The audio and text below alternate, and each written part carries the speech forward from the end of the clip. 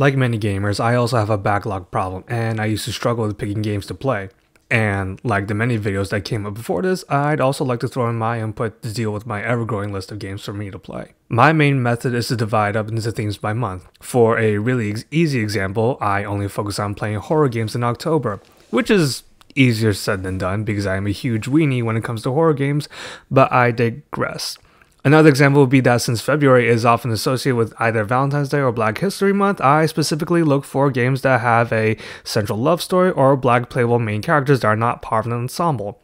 If a game has both, that's just a bonus. The main goal is to finish the month's selections within that month and only those games so I don't lose focus. If I don't finish a game in time for whatever reason, it just goes on hiatus until the next qualifying month. Of course, this doesn't help every time I buy new games, so obviously this isn't the best system ever, but it works for me. Also, another problem is that I currently work full-time, so my free time is very limited with other hobbies and responsibilities, so there's always a chance of being unable to finish my selections within the month. In January's case, to me, it means rebirth or the start of something new, just like how we ring in the new year.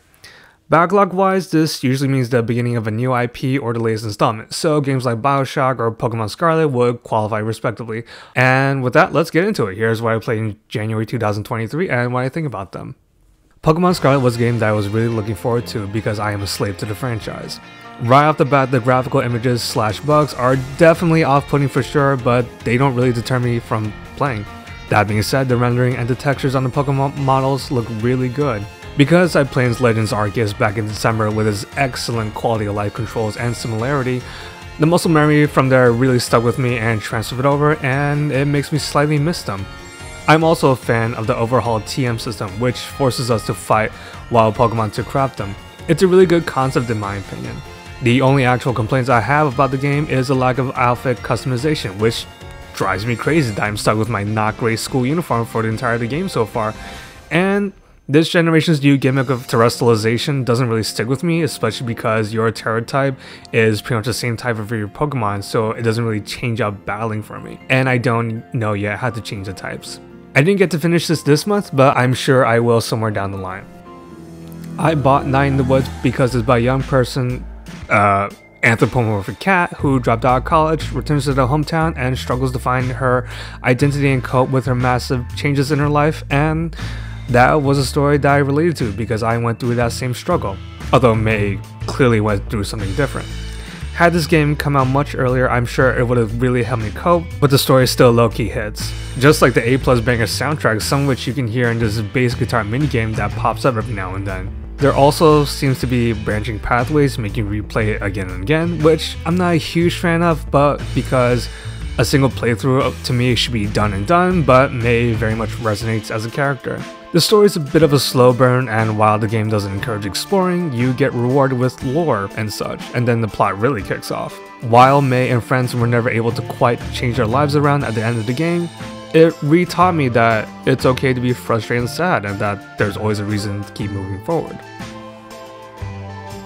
I also continued Super Mario Galaxy from this past December. While it's not the latest installment of the Mario 3D series, nor the beginning, I like the concept of the Luma's lifestyle, therefore it qualifies in some arbitrary way.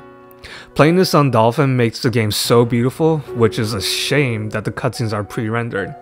The motion controls take a bit of time getting used to because there's no complete freedom with camera controls, which are inverted, so that perception really suffers in some parts. It's not as difficult as Super Mario Sunshine, but it has its moments. The soundtrack is also full of A+ orchestral bangers too. I'm just happy and also feeling accomplished when I knocked it off my backlog.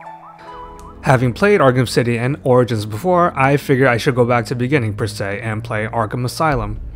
Originally, this was going to be my launch game for a Let's Play channel, which is now deleted because it became very apparent that I wasn't cut out for putting out that type of content because I don't really have a lot to say while concentrating. Plus, I kept fumbling the recordings. Regardless, I had a really fun time playing. I enjoyed that this is pretty self-contained and not open world like the rest of its non-linear successors, which is actually pretty daunting to play over the course of a month. And the game also really makes me miss Kevin Conroy, which was also a big reason I decided to play this month as a tribute. May he rest in peace. And that's pretty much it for me for what I played in January, and thanks for watching. Originally, this quirk of mine was only reserved for movies, but ever since I got back into gaming again in 2020, I decided to apply the same thing. It always makes me look forward to what I'm going to be playing next in the future, kind of like a scavenger hunt, and expands my horizons, which can be extremely rewarding. Hopefully this type of categorization makes gaming fun again for some of you, and let's all have a good year.